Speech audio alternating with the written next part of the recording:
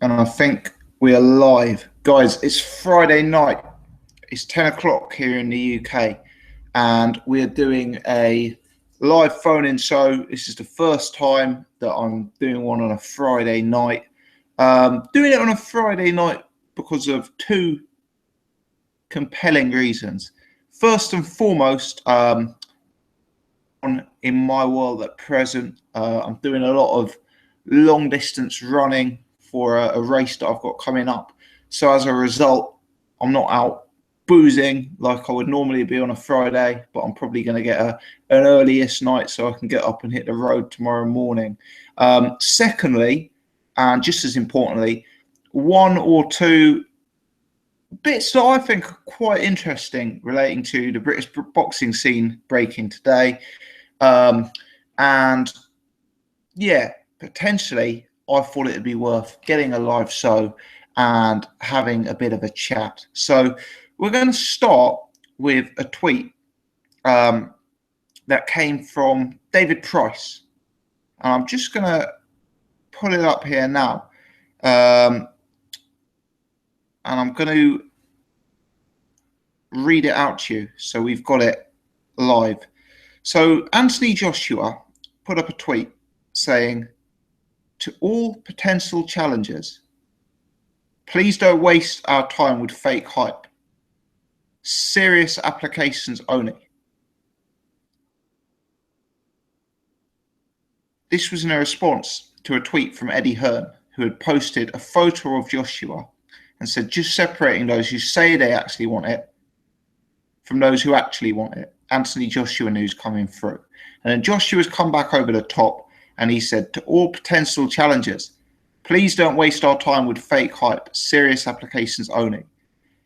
David PrIce has then come back over the top and tweeted, "I fit the bill. 2 Olympians. Fuck what people say. We both know what happened last time we shared a ring." So David PrIce laying down a mark as far as I'm concerned. David PrIce, often perceived as the quiet guy of the British heavyweight scene, often perceived as the nice guy. He's making some noise. He's making some waves. He's calling some people out. And that's what I like to see. Let's be honest, David PrIce is not the biggest, most enthralling personality on the British boxing scene. Let's be honest, his image, his hype has taken somewhat of a drop since the losses to Tony Thompson and to Erkan Tepa. But here we've got David PrIce putting it on AJ, calling him out, raising his profile, and creating some hype around the fight. AJ versus PrIce, sure, it's a fight that I'd watch. Of course I'm going to watch it. But AJ versus PrIce, with this going on in the background, becomes a much more interesting and compelling matchup as far as I'm concerned. People who are fans of the UK boxing scene, people who watch YouTube channels like mine, will most likely be aware that in Britain there is substantial rumours that several years ago Anthony Joshua was knocked unconscious by David PrIce in sparring. And a lot of people who know a lot of things about boxing believe that rumour to be the case. Now, clearly, that was some years ago. That was when PrIce was most likely unbeaten as a professional. I believe it was actually before Anthony Joshua turned over as a pro. Nevertheless, that history creates some intrigue. We actually saw that in the Anthony Joshua-Dillian Whyte fight, where the history between those two competitors made for a far more compelling matchup when they made it into the ring. And I think potentially David PrIce versus Anthony Joshua could be an intriguing fight. Now, don't get me wrong. I'm not saying that David PrIce is necessarily as good a fighter as the likes of Dillian Whyte or Dominic Breazeale. He might be below those guys. It depends on your opinion. But arguably, David PrIce is more dangerous to them. Arguably, Dominic Breazeale is a better fighter than David PrIce. But I would say David PrIce actually has a higher chance of beating Anthony Joshua. because PrIce has, well, we know he's got size. A lot of guys have size, but he has a legitimate one-punch knockout power. Anthony Joshua's defense, how comfortable and confident are you in Anthony Joshua's defense? Anthony Joshua's punch resistance, again, how comfortable and confident are you? People who are watching this from other countries may not appreciate that I believe Anthony Joshua versus David PrIce, if built correctly, and Eddie Hearn's a master of building a fight, could potentially be a very, very, very big money successful fight over here. Does it sell out the O2? That's not even a question. The question is, does it sell out the O2 within 10 minutes? Which I believe it does. 100,000 buys on pay-per-view? Easily. 7 days a week and twice on a Sunday. Does it do 500,000 buys on pay-per-view? Possibly. Possibly. There's going to be hype here. There's going to be two domestic names the public are aware of, two big guys, two big punchers, two Olympians. It's an intriguing fight. And we know Eddie Hearn does a lot of dealings with the Sauerlands, who is PrIce's promoters. I noticed that Calais Sauerland, or maybe it was his brother Nisei, actually came out the other day and said that potentially they would look to make George Groves James DeGale. So it's good to see the two camps working together so closely and these fights becoming possibilities.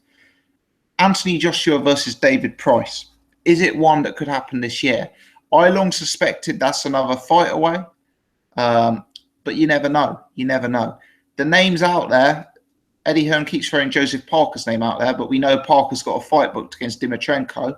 The Hughie Fury name's been out there for some time, but obviously with Hughie Fury's current situation, it seems highly unlikely that that fight is going to happen next. Then you've got Bermain Stavern, Kubrat Pulev. It'd be interesting to see. For me, those would probably be better matchups than David PrIce. I believe those guys are much more higher ranked fighters than David PrIce. But having said that, in terms of a money option, in terms of domestic pay-per-view sales, in terms of domestic ticket sales, David PrIce versus Anthony Joshua is actually a bigger fight. From PrIce's perspective, it's a win-win. A fight like that, it's going to raise his profile. It's going to be a seven-figure payday, one would assume. And it's going to be a fight that, even if he was to get knocked out early, which I suspect most people would believe would be the case, then it's a fight that he could retire off. So from PrIce's perspective, it's a win-win. From Anthony Joshua's perspective, it could be viewed as a very, very winnable fight that would do big money against a domestic opponent. Although, admittedly, PrIce, he has the classic heavyweight puncher's chance. Guy as big as David PrIce, who hits as hard as David PrIce, will always have that classic heavyweight puncher's chance. And, you know, with Anthony Joshua being somewhat untested, that's going to come to the fore. There's also talk about Billy Joe Saunders versus Gabe Rosado. I saw Billy Joe Saunders and Dan Rafael going back and forth on Twitter today, having a heated conversation, let's put it that way, in terms of whether Billy Joe Saunders was ducking the fight with Gabe Rosado. I don't see Billy Joe Saunders running scared of Gabe Rosado. For me, Gabe Rosado isn't as good a fighter as the likes of Chris Eubank Jr. He isn't as good a fighter as the likes of Andy Lee, who we've already seen Billy Joe Saunders beat. I'm actually surprised Billy Joe didn't take that fight. For me, Billy Joe Saunders needs to do something to build his profile. He's not crossed over to the casual fans in the UK. He's been hidden away on Box Nation. And a fight on a Canelo undercard against an internationally known fighter like Gabe Rosado, yes, it would be a fight you'd expect Billy Joe Saunders to win comfortably. He'd have a huge skill advantage. But I quite like that fight from a profile-raising perspective. Billy Joe Saunders has come out and said that Gabe Rosado is a top-level journeyman. I actually agree with him. And, you know, I would accept that rationale if Billy Joe was going to get a better fight. But right now, that Canelo card is getting closer and closer and closer. And I'm not sure how many better fights there are out there. And let's be honest, Billy Joe Saunders' last scheduled fight was against Max Bursak. Now, not only is Bursak a much lesser known opponent than Gabe Rosado, but, you know, Bursak, maybe he is better than Rosado, I don't know. But Bursak is hardly in a different league to Rosado. So I'm slightly surprised by Billy Joe's rationale here, saying that he's a journeyman, because quite frankly, who are they going to get that's better than Rosado with this notice period? Who are they going to get that's going to raise the profile and be a good co-main event fighter on a Canelo undercard? It just seems strange to me. How can you be happy to fight Max Bursak but not happy to fight Gabe Rosado? But nevertheless, Billy Joe Saunders, he's a fighting man. He's been in big, tough fights before. Let's be absolutely clear. He's not scared of Gabe Rosado. He'd be an overwhelming favourite in that fight. So, yeah, I'm not sure what's going on. We saw an interview with Billy Joe Saunders on IFL TV earlier this week where he didn't look overly pleased, and maybe that's a bit of an understatement. There seemed to be some tension there. Billy Joe Saunders has always had a very, very good relationship with Frank Warren, but maybe there was some beginnings of a question there as to what Frank was doing for him in terms of the fights and that sort of thing. And it's an interesting situation. But yeah, Dan Raphael has robbed Billy Joe Saunders up very much the wrong way today. And, you know, you may want to cast your eye over their Twitter if you are that way inclined. Anyway, guys, we've been live now for 10 minutes or so. We've got 33 people watching live. So many thanks to everyone who's joining me on their Friday night rather than going out living the high life. If you're one of the 33 watching live, salute to you. Do me a favor, please hit the thumbs up button now. It will help support the channel, help me spread this to a wider audience. What I'm going to do in the meantime is get Skype up and running. This is the live phone-in, and anyone can call in. You know, if you're watching live, you can call in and we'll get you straight away on the channel now.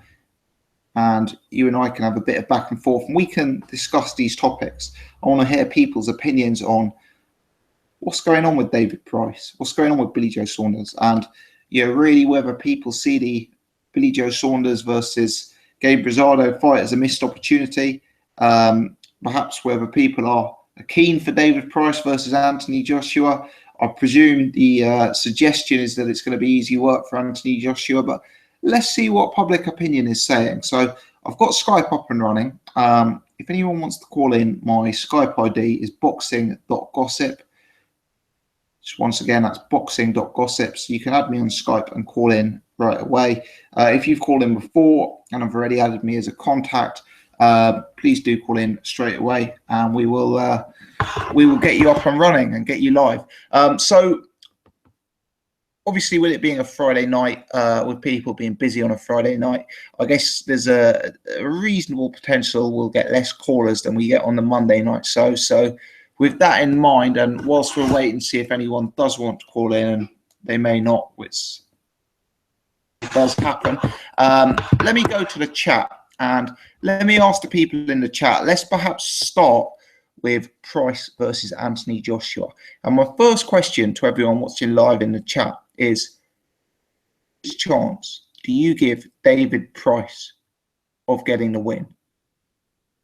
What percentage chance? You know, we talk a lot in boxing about it's a heavyweight fight, anything can happen. It's a puncher's chance. Of course, it's a fight at the end of the day. Anything could happen.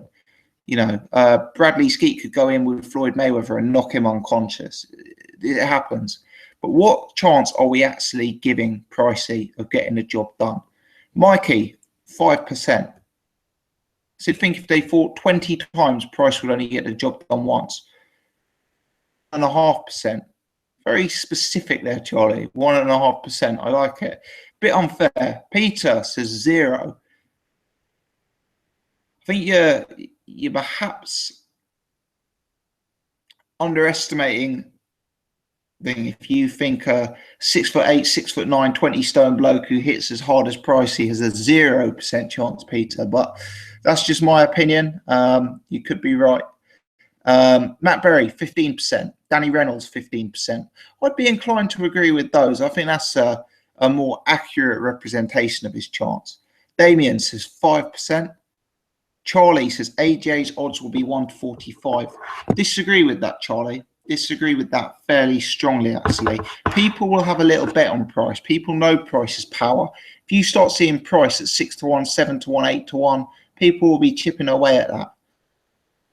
Mark Wheeler's a puncher's chance of 25%.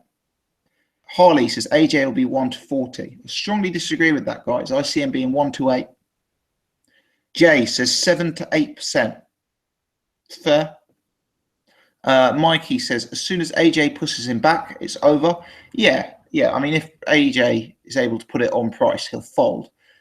PrIce has got to use his length, and he's got to try and hard. Sin Champion 10%. Peter says fight will never happen. Why not, Peter? I disagree. I think it's a big money fight.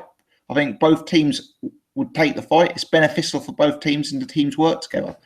Mikey says, who was the Czech security guard PrIce fought last time, had him on the ropes unloading on him. He says Brazil had 3% given the odds last time, and PrIce is hardly better. Well, actually, Brazil was about a 10-1 chance, so you'd say he had about a 10% chance.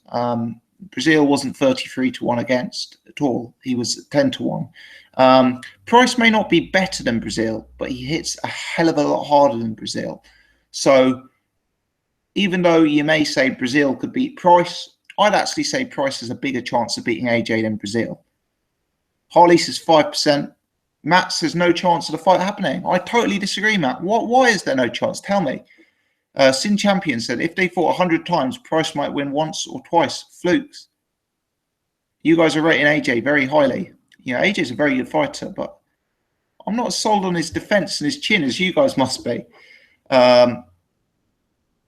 Mikey says AJ will be 1-12. Yeah, I still think that's harsh, but I think that's more realistic. Danny Reynolds says, what chance do you give PrIce against Dillian White? I'd probably give him a 40% chance against Dillian White.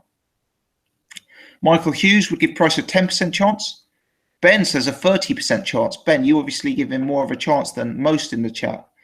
Matt says, do you consider it a decent step-up fight, Tom, compared to Stiverne or Pulev? No, I don't. Stiverne, I've got top 15. Pulev, I've got definite top 10. PrIce doesn't make my top 30. He's somewhere between 30 and 40. The best win on PrIce's resume is probably Sam Sexton. PrIce has lost when he stepped up in class. You could argue that PrIce is actually a step down from the likes of Martin and Brazil. But it's a very intriguing fight. It's a fight that would sell very well. It's a fight that would generate a huge amount of interest in the UK. Decent step-up fight? No. Money fight? Yes. We got Jacob calling in. Let's get Jacob on. Jacob, how you doing? Good, man. Good. Doing a Friday show. It's awesome. I know. First one. Apparently, David PrIce is being talked about.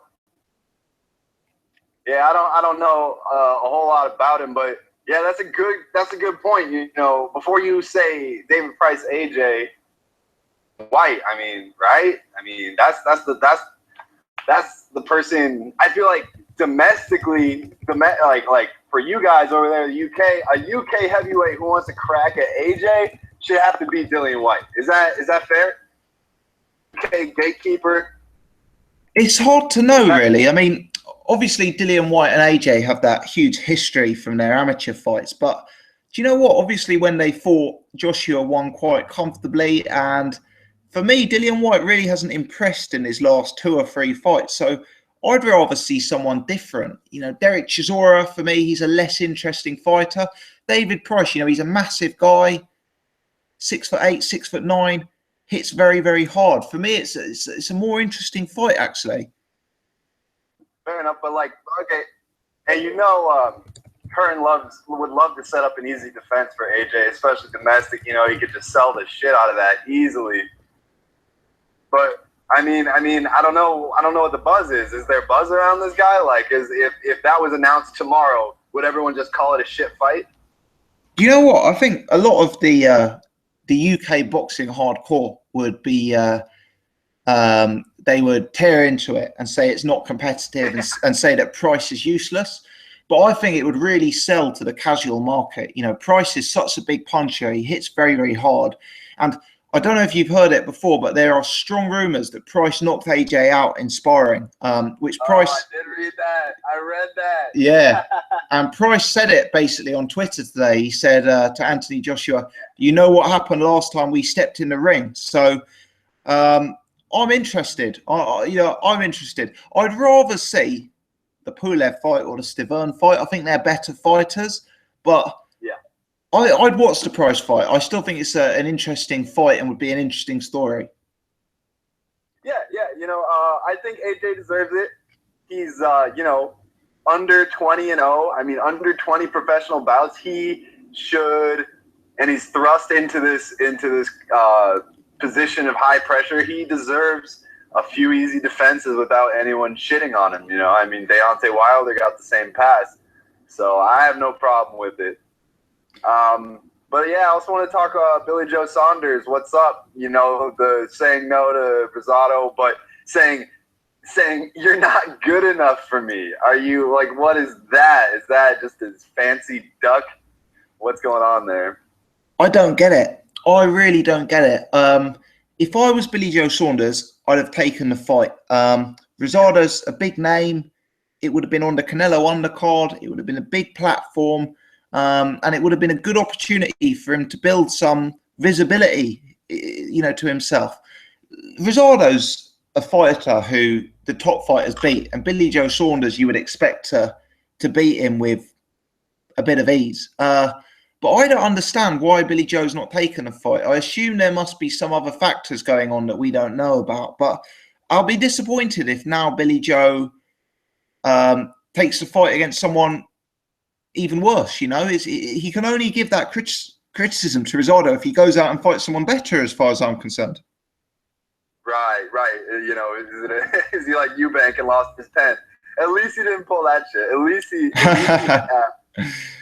he's ducking with an actual statement. But anyway, I mean, yeah, agreed. If he fights some domestic guy who's just there, I mean, yeah, it's gonna be the sign of a duck. But right. Who wouldn't take the clear stepping stone to Canelo? You know what I mean? Who wouldn't do that? You're right. There's got to be something we don't know about. Maybe he doesn't want to come to Dallas. I don't know. Why would you not want to fight in the Cowboys Stadium, or I don't know the official name of it, but yeah, it's really odd because in the UK, as I'm sure you know, you've got the Eddie Hearn camp and the Sky camp, which is like the huge visibility, and then you've got the Frank Warren camp and the Box Nation camp, and that's more like the hardcore fans. Billy Joe Saunders, if you ask the average sports fan, they wouldn't know who he is. It's only us sort of hardcore boxing fans who've been watching his fights and who've followed his career, if that makes sense. And I think this would have been an opportunity to get huge exposure for him, on a Canelo undercard in the States, worldwide audience. I think it's a real missed opportunity. Yeah, it could be an instance of him just he wants to be on the card, but not against Rosado, or he wants to be on the card, but the purse isn't right. For him to honestly not want to be on this card seems kind of crazy, unless he just wants to be that UK-based fighter. I don't know. It's confusing to me, but yeah, AJ Stiverne would be good so that people could stop talking shit about Deontay Wilder when AJ has to unanimous decision beat Stiverne as well. Yeah, I think Stiverne goes the distance with AJ, and I think it would give. Actually, I think Stiverne AJ would actually tell a lot of fans more about Deontay Wilder, because we know Wilder knocked him down once, beat the brakes off him for 12 rounds, but didn't get rid of him. And depending on what AJ can do, then that common opponent means so much for building that eventual fight, which I would like to see by 2018.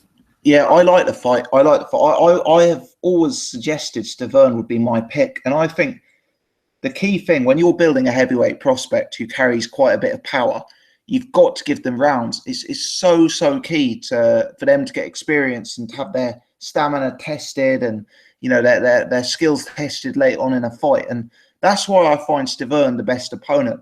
I actually think Pulev is a better fighter than Stiverne. But if I was managing Joshua, I'd put him in with Stiverne because I think those rounds are key. Having said that, I think it's quite possible Joshua would stop Stiverne. And the reason I say that is I took a lot out of Stiverne. Wilder beat him up so badly. And when he came back, he got dropped by Derek Rossi, who's basically a high-level journeyman. And the other thing is Stiverne is an older guy now. He's 37, 38. He's been very inactive. Doesn't surprise me at all if a guy like Joshua could stop him at this stage of his career, you know? Fair enough. Yeah, the Stiverne of a year and a half ago is not the Stiverne today. I agree. Yeah.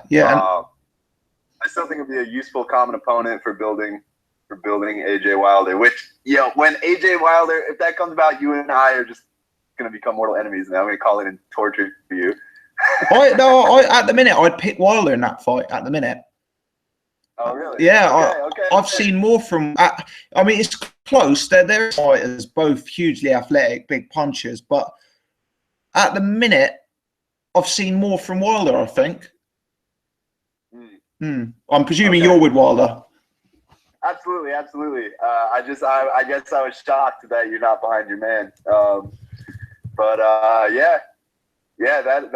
That's gonna be a great fight. I mean, you've got the half of the top of the heavyweight division, the Fury Vlad thing, which I don't even know what's going on with Fury right now, but that half of the heavyweight title picture seems like the snooze fest, the jab fest, and this other half, the Deontay Wilder AJ feud, that seems to be the power puncher half, and that's the more exciting half of the title picture in my eyes, and I think the average fan's eyes. But I got to get off here, but it's been great talking to you, and have a good rest of your show. Yeah, likewise, Jacob. Thanks very much for calling in, mate. Good to speak to you as always. All right, see you later. Have a good one. Cheers, mate. Bye. Some interesting thoughts there. Yeah, I mean, that Stiverne fight. That Stiverne fight is the fight that I would pick for Joshua. It is, but I just wonder if Bermane Stiverne is still Bermane Stiverne. That was one of the savagest beatings you'll see that he took at the hand of Wilder. That was 12 rounds of domination. That was Wilder landing every punch in the book. That was a real difficult fight for Bermane Stiverne. And we saw him come back, and we saw him against Derek Rossi, and I believe he was knocked down, and it was a bad knockdown from what I understand. I don't think I've ever seen that fight. I don't think I've ever tracked it down, but yeah, that was a real bad heavy knockdown. And you just wonder if age, inactivity, weight, and that beating will take its toll on Stiverne. And even though I like the Stiverne fight, because I think he will give some rounds, I doubt Stiverne will prove to be as durable as he was against Deontay Wilder when they fought. Just bear with me for 1 second, guys. My throat has gone a bit, so I'm just going to get myself a glass of water. I won't be 1 second.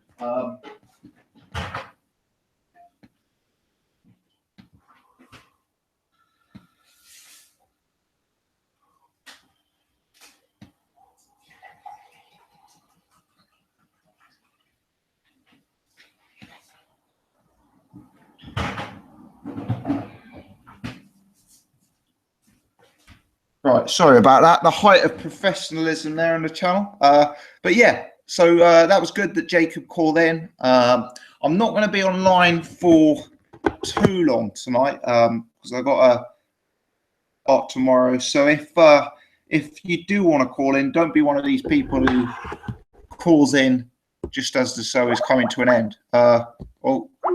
Sorry, calling someone. Call in nice and early. So yeah, give us a call now if you want to call in. Just having a look into the chat. Peter says, Gossip, what odds would you need to think about putting money on PrIce? 15% chance. So off the basis of that, if I was to get something like 10 to 1, 9 to 1, I'd be intrigued. Let's have a look. Harley says Wilder is top 5. Can't argue that. Can argue that, to be honest, given the state of the current division. There isn't really 5 fighters you could confidently pick above Deontay Wilder. I think he's number 4 on my list, and that's who you could very easily exclude. So, yeah, it will be interesting. I got Matt calling in. Matt, how you doing? I'm fine, you? There. Right. So, let's have a look. Mikey has put his top 5 as AJ, Fury, Vlad, Ortiz, Povetkin, and Hay. I'm not sure if that's in particular order. Yes, the chat is going mental. The chat is going mental. I'm not even going to say it. If you know, you know. You know. But yeah. If you do want to call in, do call in now on boxing.gossip on Skype, unless you're a time waster. Otherwise, we'll go into the chat. So, Billy Joe Saunders obviously isn't going to fight Rosado. Let me know who you would like to see him fight. And let's be realistic. Obviously, people would like to see him fight Eubank Jr. People would like to see him fight Golovkin. Who is a realistic opponent for Billy Joe Saunders to fight in 5 or 6 weeks' time? Who is the guy that they're going to be able to bring in? Let me know your thoughts on that. Got Jet calling in.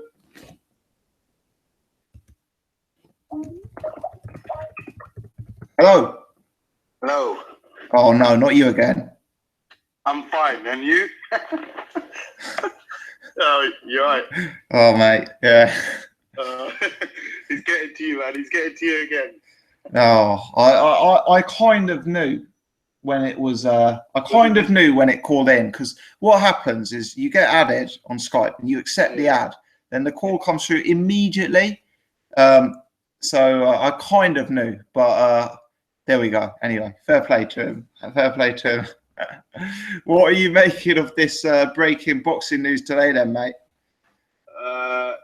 I saw the David PrIce stuff before I went to work, and I was reading it.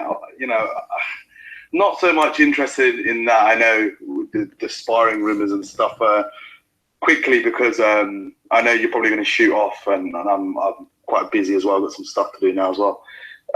Billy Joe Saunders, did you see his tweets with Dan Raphael by any chance? Yeah. I wasn't going to read them out because of some of the things he said in them. But yeah, he was particularly upset. I don't think it's the first time that they've had some issue between the two of them.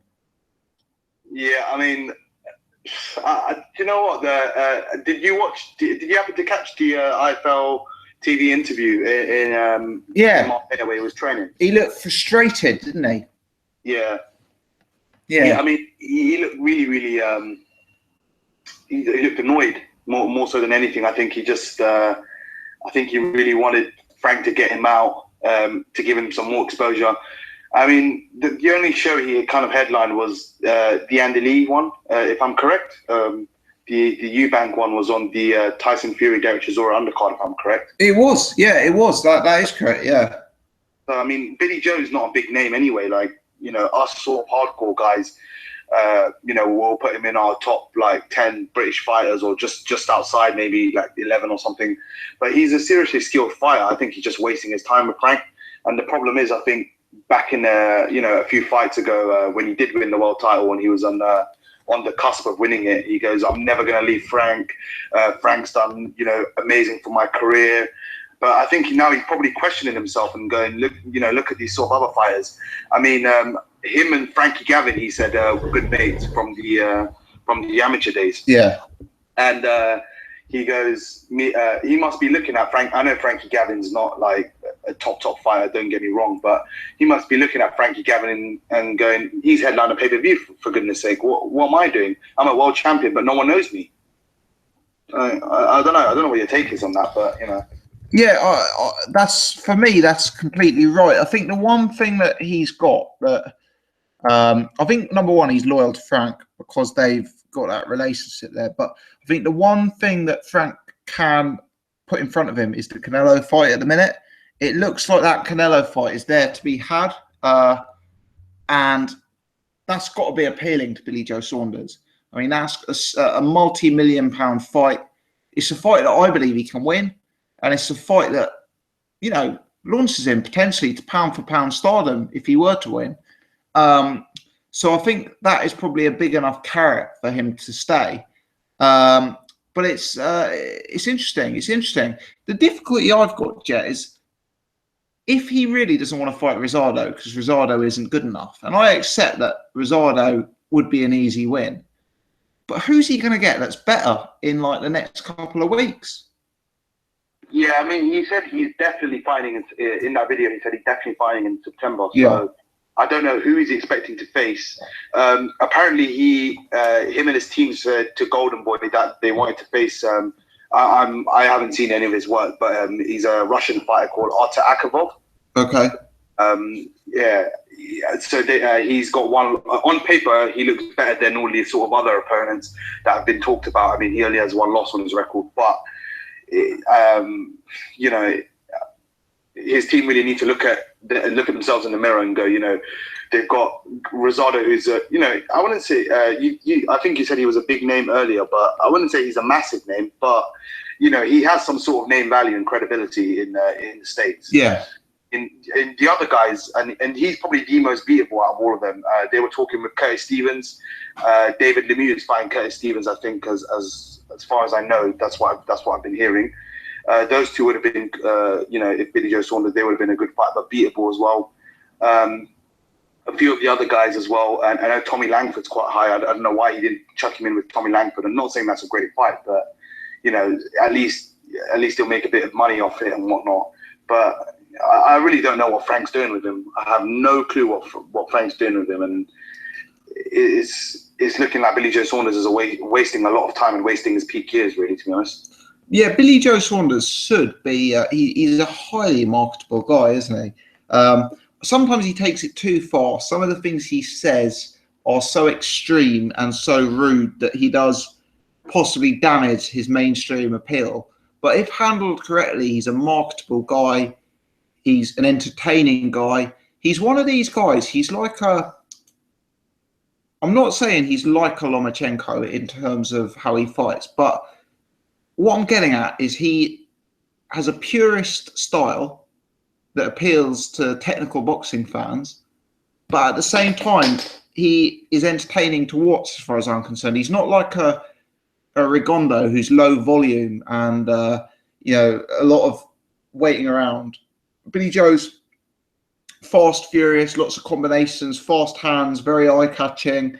You know, for me, he's a guy who's marketable, and Frank hasn't really turned him into the big name that you would assume Eddie Hearn would have done. Yeah, I think that's a big problem. As I said, Frankie Gavin is his mate. He must be looking at Frankie Gavin saying he's headlined a pay-per-view. He's headlined a few Birmingham shows. You know, he's getting good money, even though he's not a top fighter. Frankie Gavin can't hold a candle to what Billy Joe Saunders can do in the ring. Let's put it that way. And you know, even Frankie came in the ring as a middleweight last time, as we know. So I mean, he really must be looking at his options. You know, Chris Eubank Jr. He said Chris Eubank Jr. is probably getting £1 million. I think he knows deep down that he was getting a lot more money than $1 million for the Golovkin fight. And I think he's trying to kid himself if he's trying to like say something to his mind that Eubank's only getting £1 million for fighting Golovkin. You're only getting 1.5, 2 million, if that. So I think he's trying to squeeze out this WBO belt like right to the very, very core and try and get as much money as he humanly can. Yeah, I mean, I totally agree. I think that I'm not sure he'll be looking at Frankie Gavin. The one I think he'll be looking at is, as you say, Chris Eubank Jr. I bet Eubank Jr. has earned more money than him. I bet Eubank Jr. is better known than him. I bet Eubank Jr. is a bigger profile than him. And let's not forget, he beat Chris Eubank Jr. And I think that's going to be a source of huge upset to him. Yeah, no, I agree. I mean, I do mention Gavin only because they're mates. You know what I mean? They're quite good mates. But I mean, yeah, I mean, Eubank is by far more popular than him. You know, loads. The public want to see Eubank. As we talked about the betting odds a few weeks ago, I think on the podcast, didn't we? Yeah. Betting odds cut completely, and he was a slight favourite going on fight night against Billy Joe. So I mean, he must be kicking himself at times and going, like, what the hell is Frank doing? Like, he needs to get a move on. Honestly, I know he's saying a Canelo fight, yes, but when it comes down to it, you know, I'm not getting any exposure. I'm not getting any fights. I'm fat and overweight because, you know, I'm living a party lifestyle and I'm not getting any sort of dates. And he's having all these problems now that he's having to combat. Now it's you know, turning full circle on him now. So I don't know what the future holds for him, honestly. It is a concern. It's funny. I mean, those two, Billy Joe and Tyson, are my favourite fighters, as you know, and it's one of those where discipline and lack of discipline outside of the ring and lack of momentum, just, you know, real lack of momentum in the career has been crippling. And you compare and contrast that with the likes of Joshua and the likes of Callum Smith, Joshua. They just seem to be on a more upwards trajectory at present, I guess, which is it is a concern. It is a concern. What about this? I mean, is that a fight you'd be interested in? What sort of percentage chance do you give PrIce in that one? Punch chance at best, honestly. I think he's going to get sparked. I'll be honest. You know, he just. By the way, you know, a good friend Irish Tom saying, "Get out of Eddie's arse, Jet." I'll touch on it quickly. You know what? You guys know my thoughts on the promoters. I just think Frank hasn't done anything for his top fighters lately. I mean, he's got Liam Smith, the Canelo fight, yes, but apart from that, what has he done for his other sort of, yeah, you know, mark? I mean, just look at Crawler versus Flanagan. I mean, yeah. Yeah, I mean, look, Terry Flanagan's for a nobody, an absolute nobody, you know, Fanny Man or whatever you want to call him, Mzonki Fana. And it wasn't, you know, he didn't even look good in the fight. So, I mean, you got to look at him and put it into perspective. I'm not saying Eddie had some, you know, genius Lothario or anything like that, but you kind of got to look at it and put it into perspective and saying, what are you doing for your fighters? And you know, Frank's not delivering for his fighters. Yeah, I agree. It's weird because he's got a fantastic stable, Frank. If you look at some of the prospects he's got coming through, it's crazy. But Bradley Skeet, what is going on with Bradley Skeet? I mean, how long has Liam Watts had to wait? I know he's got something now, but Liam Watts should have got this 3 years ago. Liam Williams is another one. Bradley Skeet. The other guy? Tom Baker. You know, what's the plan? There's someone else as well. There's a few others. Even guys like Prince Patel, Romeo. These guys should be. These guys are so marketable. They may not be the best fighters, but these guys should be names now. You know, and they're not. Let's briefly touch on Prince Patel. I mean, Prince Patel, we haven't heard from him in how long? I don't know how long it's been. I don't know if you've heard anything from him. I did hear that he's going to be on one of them. I think he's fighting a 4-rounder on the Liam Wilson undercard in Harrow. Oh my God! Look, and let's put it this way: Charlie Edwards has got a world title shot in 4 weeks. Yeah. He said, "What is happening with Cord Smith? Canelo Smith." Who's saying that? Irish Tom, yeah. He was trying to give me a bit of stick on anything, but no, I just thought I'd touch on it. I mean, like Frank has such a fantastic. Jack Catterall's another one. Sorry, I mean he's in line for the British title, I think, against Tyrone Nurse. Yeah, but he's so good. He's so skilled. I pick him. You know, I'd pick him probably against Ricky Burns, to be honest. He's that skilled, and as you said, Bradley Skeet, Liam Williams, Liam Walsh. These sort of guys, they're so skilled, but there's no profile for them at all whatsoever. Mm. I don't know. I don't know if that's me being, you know, nitpicky, but I don't know. Just fundamentally, mate, I'm afraid his shows don't seem to be selling enough tickets, and Box Nation probably doesn't have a large enough audience to be able to bring in the opponents. I mean, a guy like Jorge Linares, I don't think Frank at present could bring in Linares for Flanagan, because I don't think Box Nation is a big enough platform, and I don't think, you know, I'm going to be brutal here, Flanagan versus Linares probably doesn't even sell 3,000 tickets, you know, and it's recurring. It's that sort of thing that is the recurring problem. Yeah, it's a tough. I mean, look, his international coverage is top notch. Box Nation international coverage is really, really good. But I mean, I don't know if he's investing so heavily in that he's forgetting about his stable of fighters. I don't know if that's a possible reason. I'm not sure if that is what you think about that. But yeah, I don't know. Going back to PrIce. Yeah, I don't really I'll give him a puncher's chance. I don't know about percentage, but puncher's chance at best. I just think fundamentally he's not good enough. He pulls with his jab. He's got a great reach, but he never uses it. So and against was it Vaclav Pezshar? I think the Czech sort of security guard, was it in his last fight? Yeah, that's right. Irish wants the link, by the way, for the hangout. So the hangout. Chat. Okay. Okay. Yeah. So yeah. I mean, PrIce. He's just fundamentally he's not good enough. I mean, he would have, even if Erkan Tepe wasn't on drugs, I probably would have said he would have lost that fight. He's just simply not good enough. He at the top level, he just does not cut it. He cannot cut it at the top level, honestly. Yeah, what do you make about these sparring rumours? Some people are saying sparring means nothing. I disagree. I think sparring means quite a lot in boxing. Yeah, no, I agree to an extent. Sparring is very important, especially if you're fighting at a very, very sort of high level. If you're fighting at sort of a low level, like a European sort of level, or maybe like a southern area level, maybe even that, then it doesn't mean too much. But you're fighting at sort of world title level, I guess, and it's just tough to say, man. It's like I believe PrIce has been going. That rumor's been going around for how many years? It's been going around for a long time. It's got to be 3 years, something like that. Yeah. And he's obviously come out today, Sky Sports, Twitter, everything. I've seen it. So yeah, I mean, it's good. It's good that he's obviously came out and said it, and he's not like hiding anything. But you know, this time in the ring, AJ has improved a lot. He's just better fundamentally, and I think he's just going to knock him out. PrIce is too chinny at the top level. He's put on a bit of weight, but even that weight is, not enough to save him from getting knocked out in this fight. And I think if he gets knocked out brutally, that's the end of David PrIce. Let's put it that way. So he has to be careful what he wishes for.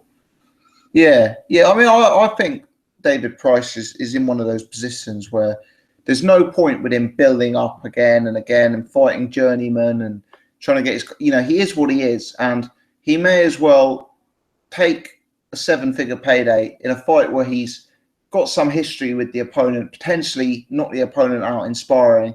I think it is a fight that he should take if it becomes available, because the opportunity is just so vast for him. And, I like him for adding a bit of spice and selling the fight and trying to call out Joshua.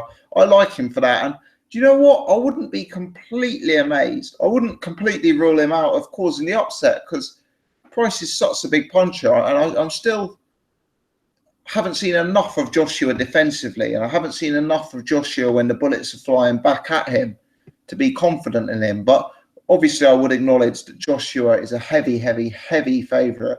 And with his power, you would expect him knocking out PrIce early being a very realistic possibility.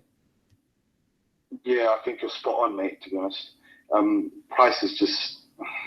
Yeah, do you know what? I can see him landing a Hail Mary sort of right hook or something, but because AJ's defense is not, completely sound, but it's tough, man. It really is. It's a tough one, honestly. I can't see him winning against AJ, and I think it's going to be a really, really tough one. Anyway, mate, I'm going to shoot off. Cool, mate. I'll let you get on. Maybe Irish Tom can have a rant at me as well. But yeah, we'll catch up.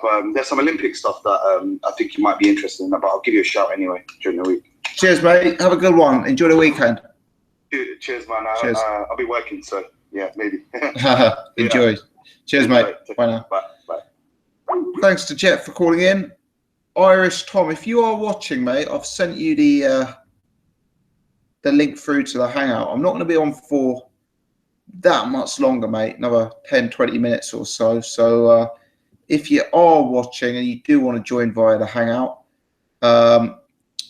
do call in now. Anyone else? The line is now free.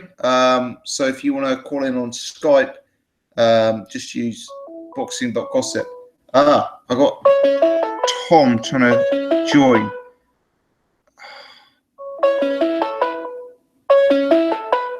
Let's see if this works.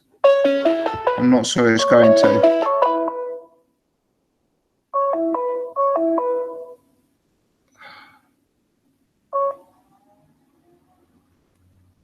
Hello, Tom.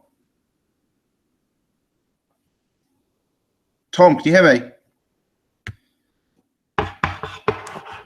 I mean, a little bit of technical difficulties here. Let me send him the link again, because for some reason, Tom, it's coming up as you calling in, which isn't working. You need to join the existing Hangout, mate. So I'm just going to resend you that link. Make sure I sent you the right one. Let's try again.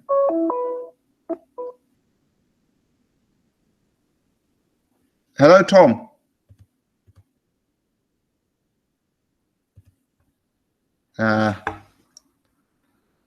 It's not working for some reason, which is the same. I'm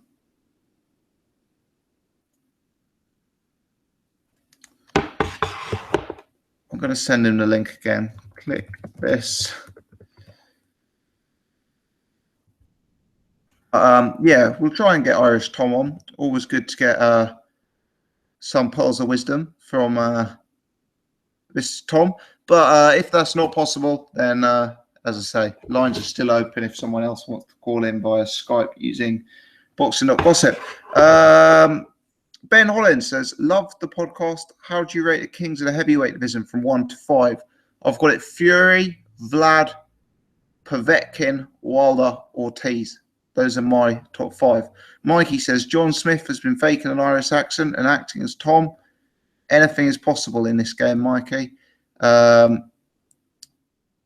has got Fury 1, Vlad 2, Povetkin 3, Hay 4, AJ 5. I mean, that's pretty harsh on Wilder. But there you go. There you go. Charlie says BG, who wins, Ortiz or Hay? Very tough fight. A fight that I could definitely see going either way. And we got Irish Tom joining, slightly into Ortiz. Tom, mate, you're on, but you're on video. Oh, fuck, about to turn that off. Yeah, it's gone off now. It's gone off now. I think only I could see it. I don't think anyone watching could see it because it didn't come on the screen. But yeah, just in case you want to keep your face anonymous, mate. Yeah, and my ass. Yeah. Thankfully, Tom was wearing something, which is it's good. It's good. How you doing? Not too bad. I'm just doing the washing. Let me stop here now. What's all this shite you're talking here? I only caught about 5 minutes of Jack talking nonsense. Oh dear. What was it that in particular offended you? Is he still on the call? No, he scampered off when he heard you were coming on, mate. He's ducking. Oh, fucking right. No. I saw that you had a boozed up looking head on you, so I was wondering what was going on. You sorry, I had what? A boozed up looking head on you. Have you not been drinking? No, I haven't had a drink for 6 weeks, mate. Oh, very good. I'm in training for a half marathon. So I'm spending Friday nights at home making YouTube videos as opposed to my usual escapades. Yeah. You're nearly as big a loser as I am. This is it. Yeah, no, you boys are saying like that, giving Billy Joe Saunders a lot of slagging and stuff like that, but I don't see it. Like, if you go to IFL and you look at the videos that have got the most views, like Billy Joe Saunders always gets loads of views. I think he's really well known. I rate Billy Joe so highly. He's one of my favourite fighters. I think he's a great character, but I don't know what he's doing with this Rosado fight. I mean, don't you think that would be the perfect fight for him to take almost? Yeah, well, like the thing is, it might end up happening anyway. But maybe he's, you know, there's a lot of guys, you know, that'll probably be in training anyway, and they get a chance 4 or 5 weeks to go on a Canelo undercard main support. They'll take it. Yeah. And maybe it'll be Rosado anyway, because the way he was talking, it was like, you know, if it ends up being Rosado, he'll fight him. But I don't think he's too happy by the sound of it. But, you know, I think, you know, if it happens, it happens. But, you know, Jed is saying, like, what's Frank doing with these lads? Like, you know, I think Jed needs to get out of Eddie Hearn's fucking sky high machine. Because you know I'm not sure I agree with you here, because look, Flanagan, what's he doing with Bradley Skeet? What's he doing with Tom Baker? What's going on? Yeah, but look, Bradley Skeet is probably trying to get him a world title shot. Look what happened to Callum Smith. How long has Callum Smith been fucking around fighting nobodies? You know? And so it's exactly the same thing that's happened with Callum Smith. Flanagan fought his bad defense, but look at like, it's not like fucking look at AJ or look at like the BJ Flores fight. He's doing the same thing with these guys, with those other guys. And look, you know, Liam Smith is fighting Canelo, and then if Billy Joe Saunders fighting Canelo, they're big fights. I think you have to wait a while. Terry Flanagan's supposed to be fighting Zata Cannon, and Tyson Fury is fighting fucking Klitschko. You know, they're all big fights. You know, they're as big as fights as any of them, and they're probably better fights, in fairness, than fucking the shit show that's Kell Brook.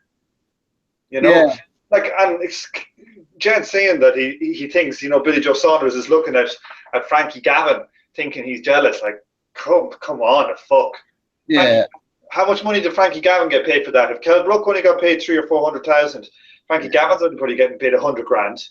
Yeah, I must admit, I didn't agree with that, but I do think that, you know, and think, which boxer looks at Frankie Gavin and think, that's who I want to be? Yeah. No, I hear you, mate. I did trying to say because they were like great mates growing up or something, but I would say that Billy Joe is actually in a substantially better position regardless. But he's a world champion. He's making more money, and he's not fucking had his boxing license banned for starting a row and throwing fucking tears and chables at kids' heads. Yeah. But what about Billy Joe versus Eubank? I mean, Billy Joe went and beat Eubank, and Eubank's gone over to the other side, and his profile and money has just exploded. Chris Eubank's money hasn't exploded. Tell me all this money he's making. Well, he just got a £3 million offer, didn't he? £3 million offer. Like, do you believe it's a £3 million? It's probably like 1.5 million or something like that. Nah, mate, I can see that being. Making £3 million for that fight. I think Cal will be getting in excess of 2. Why? There's a lot. I think there's a lot of shite talked about these things. We'll see. Like, but I mean, look at the income, mate. You've got 20,000 seats at the O2. Let's say the average price is 50 quid. I'm sure the average price is 100 quid, but let's say it's 50 quid. That's £1 million. I reckon 500,000 pay-per-view buys at, I don't know, even if we call it 15 quid, that's 7.5 million. So you've got 8.5 million in the pot. I'm sure Kel's getting 2. Well, no, because probably, well, remember, Golovkin's got to get out of that. Sky's got to get out of that. K2 Promotions has got to get out of that. Eddie Hearn has got to get out of that. So there's a lot of outs to be got out of that. You know what I mean? So who knows what they're getting? Like, Golovkin is definitely getting more money than Kell Brook in that fight. You can be sure of that. He's the A side. Kell Brook's on the side of that. And like, so who knows? But like, it's not like, you know, Billy, I think that Sky gives good exposure to fighters, but I don't think there's that much difference in the pay, lads. I think you're getting confused. Like, remember, fucking Eddie Hearn was outbid by Channel 5 and Mick Hennessy for the other fight by a factor. Yeah, Frank Warren won the purse bid yesterday for Eubank Langford. Exactly, you know, and so that's So where's all this money that they're making? Remember, Eddie Hearn was giving out that Hennessy was paying over the odds, so he would underpay his fighter. He wouldn't pay him the full amount. Eddie Hearn put in a bid of, I think, 150 quid, 190,000 for that. Yeah. Fighters, and Chris Eubank will be getting 30%, I think it is. So that means Eubank was probably getting like £60,000, £70,000. That's not massive money. Billy Joe Saunders is probably earning way more than that for every title fight. Yeah, but the one thing is, you're right, you're spot on until you hit the pay-per-view level. And that's when Eddie Hearn can provide a game changer. Cal Brook was pay-per-view versus Frankie Gavin. How much did Cal Brook get paid for that? He got paid for $300 to $400,000, yeah. Yeah, that's no more like that's not massive money. Like, yeah, but that's one example. Look at Frampton Quigg. Look at White Joshua. I mean, White got £500,000 for that fight. Like, Carl Frampton's rumoured to have got best part of $2 million for his fight. Yeah, but like they're very exceptional fights. Like, Joshua is a kind of a phenomenon, until he gets fucking sparked by someone half decent. He's a phenomenon. Yeah, and Frampton Quigg is a singular fight. Neither of them are pay-per-view fighters. That's a singular fight that was being building for 5-6 years. So they're exceptional ones. That's the equivalent of Saunders Eubank rematch, and they're both getting £1 million. It's that kind of equivalent fight. But you can't compare that to just Brook fighting a nobody. Like, so I don't know. I just think there's a lot of shite talk being out of it. Like, if Frank, who cares? I don't really give a shite about promoters, but I just think Jeff is playing wrong, to be honest with you. Like, I do think you probably learn more money on Sky, but it's not an order of magnitude difference unless you're Joshua. But if remember, Fury was rumored to be getting paid £12 million for the Klitschko fight. Yeah. I think, and that's 4 times. That's probably 3 times as much as Joshua's got paid for any of his fights. So who the fuck knows? I think what I'm concerned about is the bit that I'm critical about Frank is if I look at his stable, I think his stable has such strength and depth in terms of like the youngsters coming up. Do you think? Oh, mate, it's so the amount of potential world champions he's got in that stable. Yeah. I think he might have a few, but like, does even say somebody like Jack Catterall, do you really think he's going to be a world champion? No. But what I'm talking about is, Tom Baker, Anthony Yard, Bradley Skeet, Huey Fury. Bradley Skeet's not world champion material, I don't think. He's world level, but he's not world champion. And who else did you say there? Tom Baker. It's impossible to know what Baker is that early on, you know what I mean? Liam Williams, yeah. I think Liam Williams has a chance. Yeah, I'd agree there. Anthony Yard looks good, but he's only been fighting fucking pillowcases. Yeah. He looks like a potential, you know what I mean? But I don't know. I think I think most of the top talent goes to Eddie Hearn now because he has Sky. Yeah. I mean, I guess like the sort of top level amateurs, the Joshuas, the Luke Campbell, the Charlie Edwards seem to be gravitating towards him. Yeah. But here's a question for you, or I don't know what the answer to this is. But all of those 14 world champions that are around at the moment, like, how many of them are with Eddie Hearn? That's a good question. Let's think. Joshua, Crolla, McDonnell, Bellew, Selby, and DeGale. But DeGale and Selby are probably gone with the high bike pretty soon. Yeah, so that's 6. I'm trying to think if there's anyone else. Charlie Edwards potentially to be included, but not yet. I don't know. Who else? Who are the other world champions then? Who do we have? David. Oh, I was going to say David Hay. Fuck me. Tyson Fury. Frampton. Tyson Fury, Frampton, Haskins, Flanagan, Liam Smith. Who else? Help me out in the chat here. Who are the other world champions that we've? Billy Joe. Billy Joe, yeah. Who else have we forgotten? I think there's. Oh yeah, Kell Brook. Kell Brook is obviously a big one to mention. 7, yeah. Yeah, with Eddie. There's one more, isn't there? Is there 14? Oh, Burns. Yes. Yeah. So 8 are Matchroom and 8 out of 14. Yeah, and 2 are Cyclone, and what? 2 are Frank, 3 are Frank, 3 are Frank, 3 and 1 is Nick Hennessy. Who are the Cyclone ones? What, Frampton and Haskins? Haskins was on TV, Channel 5, and I'm pretty much sure they signed a deal with. Yeah, I think they have. So what? 8 Eddie Hearn, 2 Cyclone, 3 Frank, and 1 Hennessy. Yeah. So and talent-wise, it's probably similar. But the thing is, if I was a young fighter coming through, it's hard to know whether you want to be with Eddie Hearn or not. Because sometimes when these stables get so big, you look at what happened to Cal Frampton, the reason he left because the stable was big and he was being pushed down the order. He was going to... Recently, mate. I know there's a few young fighters with Eddie Hearn, like John O'Carroll, the Irish fighter, Isaac Chamberlain. I know there's a few guys who've had a few whispers that, they're just not really getting the fights they're after with Eddie. I think Lucian Reed left Eddie Hearn recently to sign with Frank for that reason. Yeah. And I can imagine that happening. I can imagine some of them going to, to be honest with you, going to Cyclone Promotions if they have a new TV deal and you're getting exposure. But, we slag Chris Eubank off. But I think he was really, apart from the Billy Joe Saunders fight, that was too big a step up.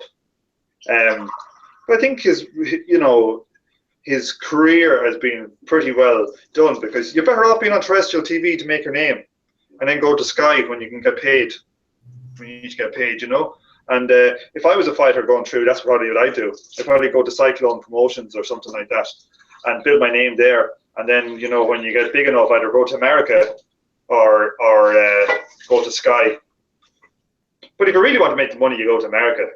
All the best British boxers, all of the best British ones, when they had they pretty much got up and went to America because that's where you make your name, you make the big bucks. And a lot of this stuff about staying in Britain with Eddie Hearn to get pay-per-view, all that's bullshit. Joshua is a phenomenon.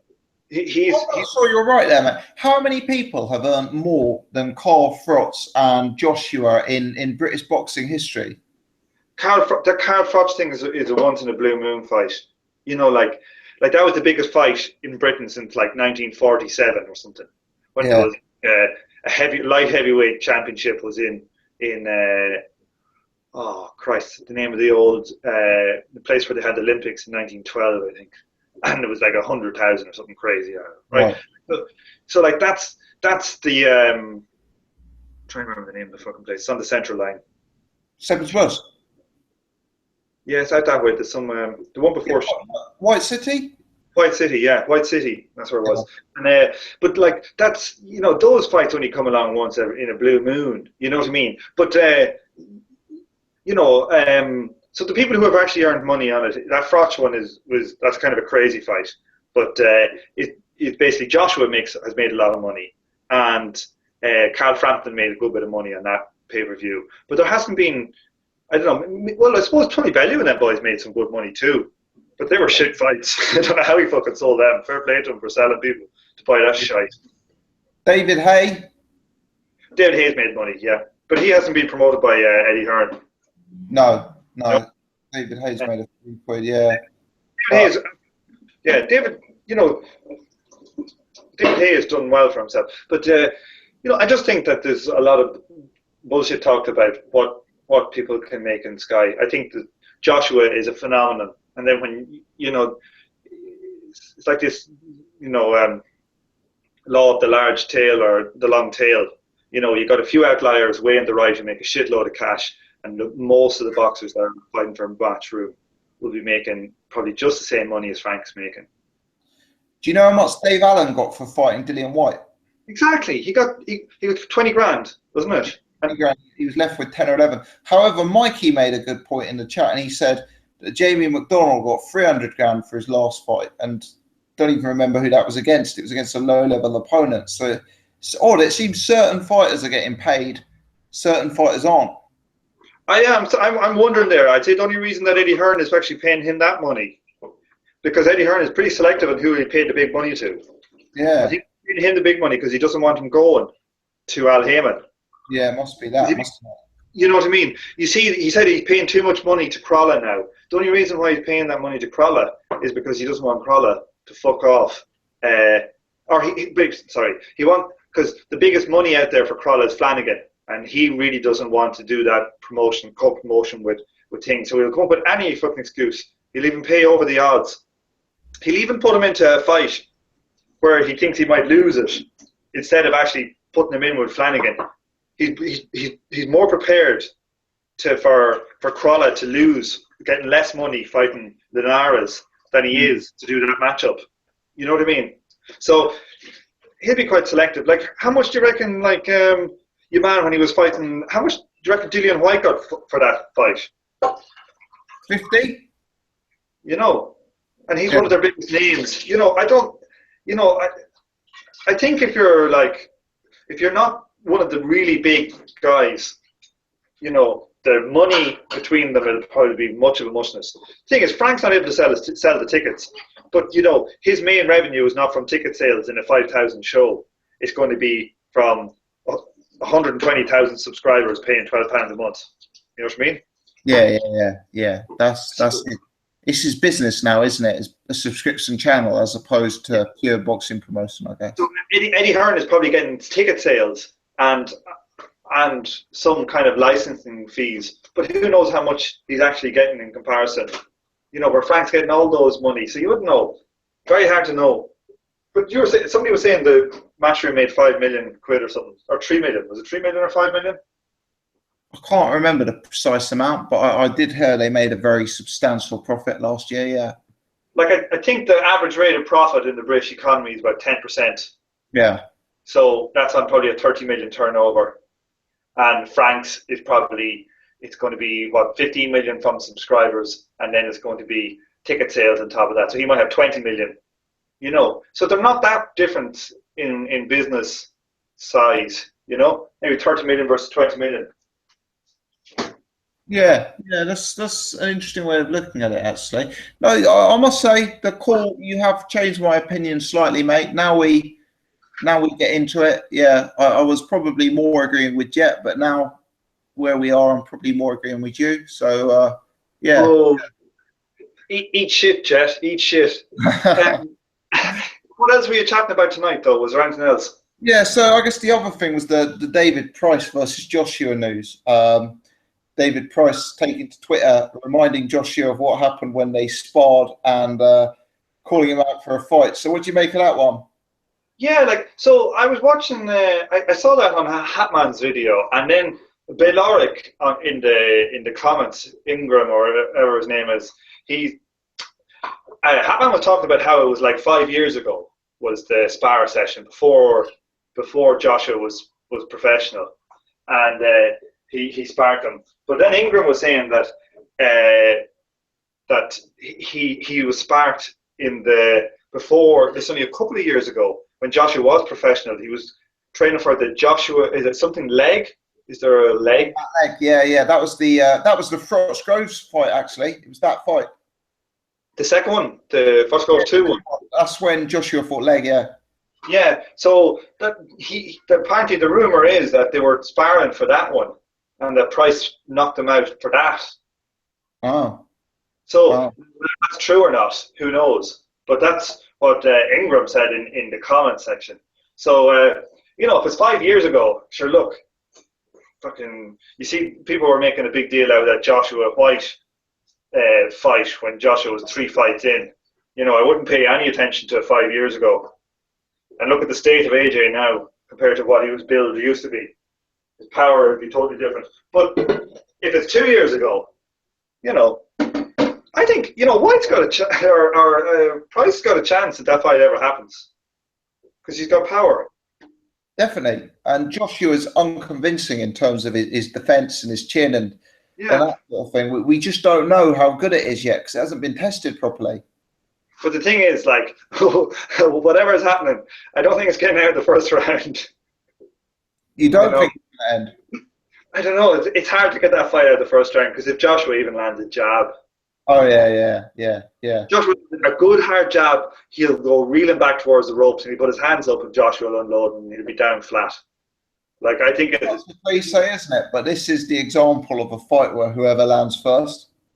like yeah, there isn't a better example. I think it's like literally whoever lands first. If PrIce manages to actually land first, you know, Joshua could land on his arse.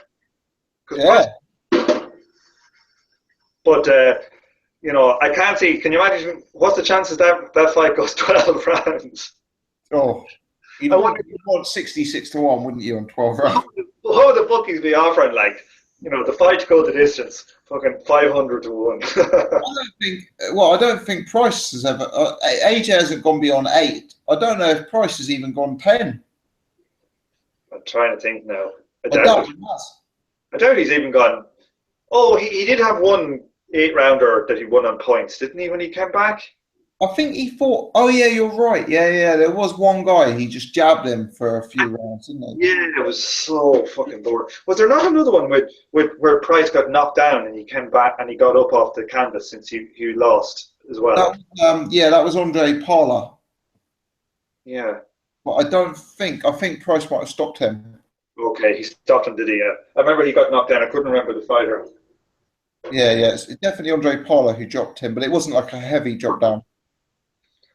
But yeah, mate, I'm gonna have to shoot off. I'm afraid I need to wrap it up. But yeah, it's nice to have you on the live phone in. Yeah, I just I was so outraged there. Okay, put your blood pumping. Yeah. I just pushing up, so I thought I might as well have a chat. Glamorous lives we lead, hey Tom. I'm telling you. Dude, I let you go. Cheers, mate. Have a good one. Thanks for having me. See ya. See you later. Cheers. So there we are. Thanks very much to Irish Tom for calling in. You've got 2 cameos from the podcast team tonight, Jet and Irish Tom, so we can't complain. We've done well for ourselves. Guys, I've ran for, must be best part of 80 minutes now, which is certainly longer than I intended to when I went live, but there we go. I've enjoyed it. Conversation has been good tonight. It's flowed. So I hope you guys who have watched it, I've enjoyed it as much as I have. We got up to about 55 people watching at one stage, which certainly is not terrible. We usually do better numbers on Monday, but cannot complain.